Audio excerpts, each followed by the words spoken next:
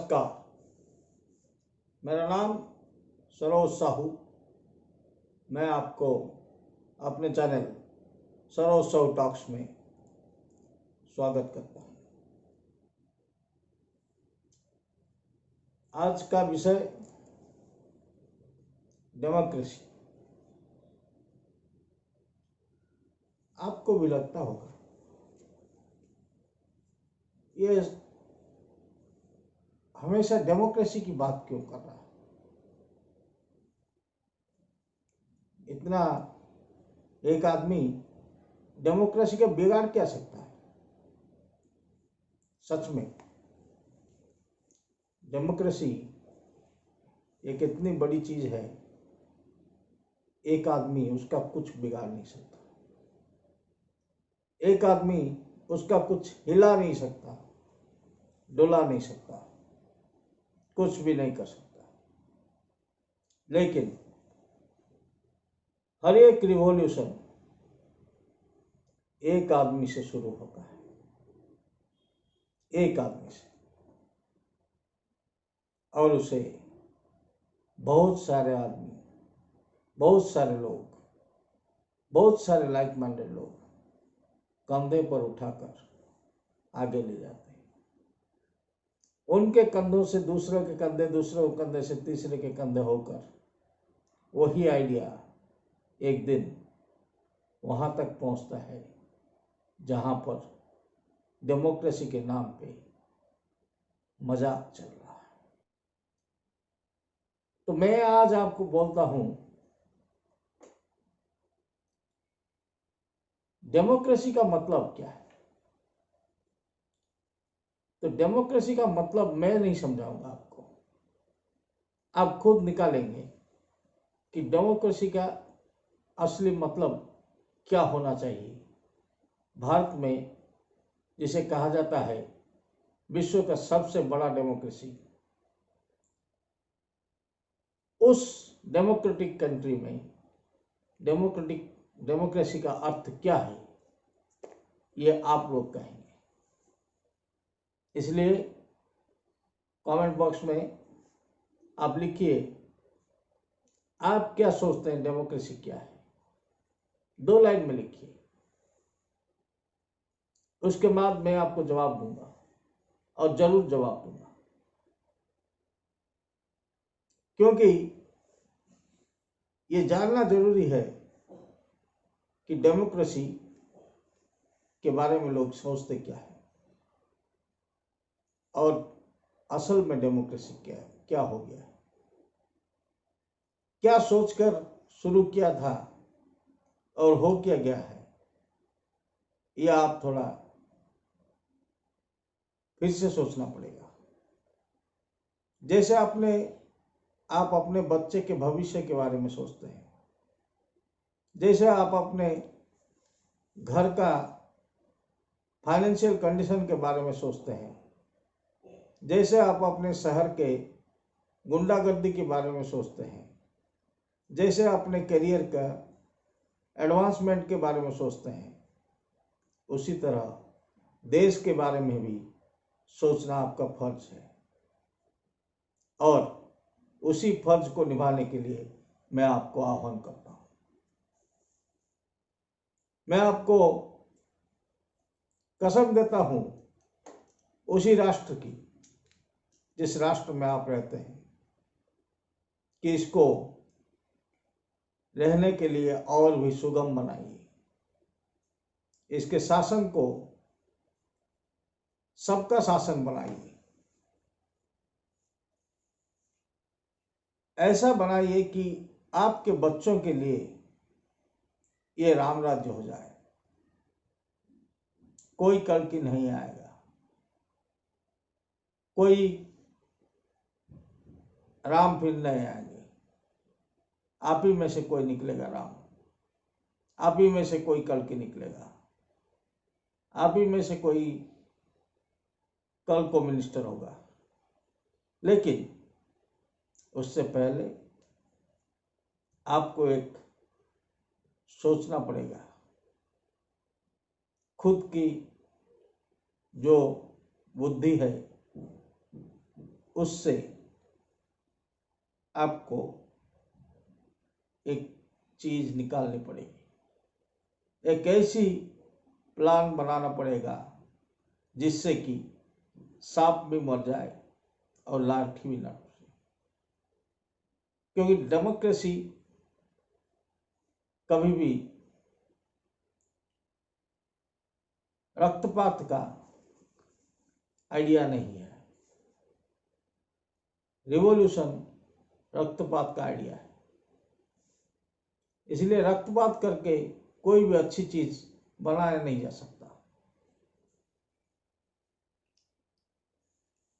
और दोस्तों, मैं आज आपको एक बात बताता हूं, उससे आप दूसरे बातों पर गौर कीजिए। वो एक बात है कि जैसा राजा होता है वैसा प्रजा होता है। राजा जिस तरह का है, क्योंकि राजनीति यही कहती है, राजा जिस तरह का है प्रजा उसी तरह का है। राजा अगर झूठ बोलता है तो प्रजा भी झूठ बोलती है। राजा अगर पैसा खाता है तो प्रजा भी पैसा खाता है। कल को किसी ऑफिस में किसी पियन को अगर आप मना करते हैं, कहते हैं कि नहीं मैं तुम्हें पैसा नहीं दूंगा, तो वो बोलता है कि क्या साहब, मेरे को 10 रुपये देने में आपको क्या जाता है। उधर मिनिस्टर लोग करोड़ों करोड़ों खा जाते हैं। ऐसे में आपको लगता है कि अरे ये तो सच बोल रहा है, ये तो सही है। वो सच बोल सकता है, सच बोल भी रहा है, लेकिन क्या सही बोल रहा है? नहीं, सही नहीं बोल रहा है, क्योंकि ये सही कभी कभी हो नहीं सकता। उसने 4 मर्डर किए हैं तो मैं 1 मर्डर कर सकता हूं, ये सही नहीं हो सकता। उसने 4 मर्डर किए हैं, ये सच हो सकता है, लेकिन उसने 4 मर्डर किए हैं इसलिए मैं 1 मर्डर कर सकता हूं, ये सही नहीं हो सकता। इस बात को लेकर आप चलिए और उसके बाद आप सोचिए कि डेमोक्रेसी किस तरह की होना चाहिए। लिखिए कविताएं, गल्प, उपन्यास, थ्रिलर लिखने के बजाय उसी समय में, उसी वक्त में थोड़ा इसके बारे में लिखिए। लिखिए कि हम लोग एक गांव को लेते हैं, एक गांव जो कि एक पंचायत है, जहां पर 2000 वोटर हैं, हर घर में 4 वोटर हैं, बाकी सब बच्चे हैं। उस गांव में 3 लोग वोट में खड़ा होना चाहते हैं, तो गांव को 10 दिन के लिए सबको बोल दिया जाता है कि खाना पीना सब आप ले लीजिए, और लॉकडाउन घोषित कर दिया जाता है। गांव के लोगों को दिया जाता है एक वेबसाइट, एक यूट्यूब चैनल, एक मोबाइल ऐप। हर घर में जितने स्मार्टफोन है, बाकी स्मार्टफोन, मतलब हमारे घर में 4 लोग हैं, हमारे घर में 3 स्मार्टफोन है, तो एक और स्मार्टफोन हमें दिया जाता है। और आप एक हिसाब कीजिए, आप एक प्लान बनाइए कि उस गांव में 10 दिन का लॉकडाउन है, कोई किसी के घर को नहीं जा सकता। यूट्यूब में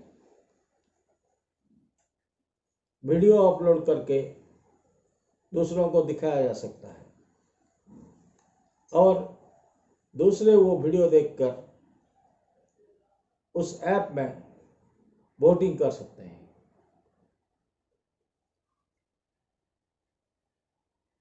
वेबसाइट में जितने लोग भी वोट में लड़ना चाहते हैं वो लोग वेबसाइट में फॉर्म फिलअप करके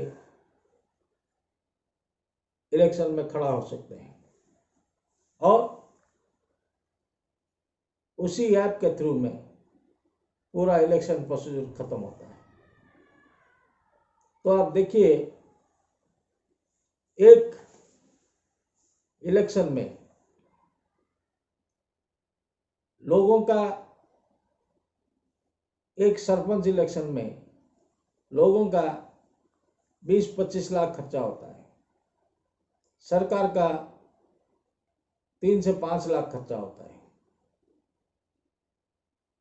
लेकिन एक ऐप बनाने के लिए कितना खर्चा आता है, एक यूट्यूब चैनल बनाने के लिए कितना खर्चा आता है, एक वेबसाइट डिजाइन करने के लिए कितना खर्चा आता है, और एक टेलीफोन कनेक्शन देने में कितना खर्चा आता है। इतनी खर्चे में एक पूरा इलेक्शन हो सकता है और इसमें कोई गुंडागर्दी भी नहीं होगी, कोई प्रेशराइज भी नहीं होगा, कोई इलाके मिनिस्टर को खड़ा भी नहीं कर सकता, कोई दूसरे एमएलए को नहीं बुला सकता, कोई बाहर से गुंडा नहीं मंगा सकता। एक ऐसा गांव चिंता कीजिए और वहां पर 3-4 कैंडिडेट चूज कीजिए कि कैंडिडेट का क्या क्या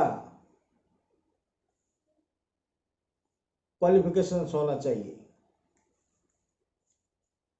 उसके नाम पे अगर केस है तो केस किस पोजीशन में होना चाहिए, और ये सारा चीज लिख के आप प्लीज कमेंट बॉक्स में लोड कर दीजिए। फिर देखते हैं कौन कितना अच्छा प्लानिंग करता है। फिर आपस में हम लोग बात करेंगे कि किसका प्लान कितना अच्छा था, क्योंकि ऐसे मैं बोलता रहूंगा पागल कुत्ते की तरह, आप सुनते रहेंगे कि हमारा दोस्त बोल रहा है हम सुनेंगे, हमारे दोस्त का दोस्त बोल रहा है हम सुनेंगे, हमारे दोस्त का पिता बोल रहा है सुनेंगे। उससे ना मुझे कोई फर्क पड़ेगा, ना इस देश को कोई फर्क पड़ेगा, ना आपको कोई फर्क पड़ेगा। अगर ये जो 15 मिनट मैं आपसे लेता हूं उसमें से कुछ आपको सिखा पाया या आपसे सीख पाया तो मेरा भी धन्य, आपका भी धन्य। इतना जो आपने सुना इसके लिए आपका धन्यवाद। मैं सरोज साहू। अगर वीडियो पसंद आया है तो लाइक कर दीजिएगा, अगर दूसरों को ये चीज़ देखना चाहिए आप सोचते हैं तो शेयर कर दीजिएगा, अगर चैनल अच्छा लगा है तो सब्सक्राइब कीजिएगा और घंटी का बटन को ठक से मारिएगा। शुक्रिया।